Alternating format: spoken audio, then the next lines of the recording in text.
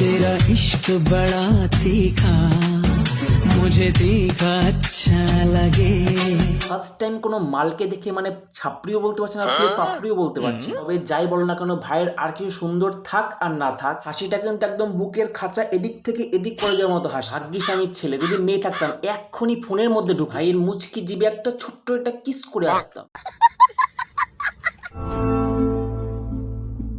तुम्हारी तस्वीर के सहारे मौसम कई गुजारे मौसमी ना समझो। বুঝতে পারছি না যে ইনি কি কষ্টতে কেষ্ট হয়ে গেছে নাকি খুশিতে পাগল হয়ে গেছে। আর এত কষ্ট দেখে যে কারো যেখান সেখান দিয়ে যা কিছু বেরিয়ে যেতে পারে, তো ছবি থেকে বেরিয়ে আসতে কি এমন লাগে। তবে আমি শুধু ভাবছি যে এনার মুখে রিয়াকশন দেখে যদি স্বয়ং যমুনাথ যদি এনার ইচ্ছে পূরণ করে এনে সামনে দাঁড় করায়, তখন ঘরে মেঝেটা ভিজবে না। তো কথায় আছে মানুষের দুঃখ কষ্ট মানুষের সামনে আসলেও বুঝতে পারা যায় না, বাট এগুলো এখন কিচ্ছু বিশ্বাস করি না। হাতে একটা ফোন থাকলেই হলো, দুঃখ কষ্ট দেশ বিদেশ সবাই জেনে যায়।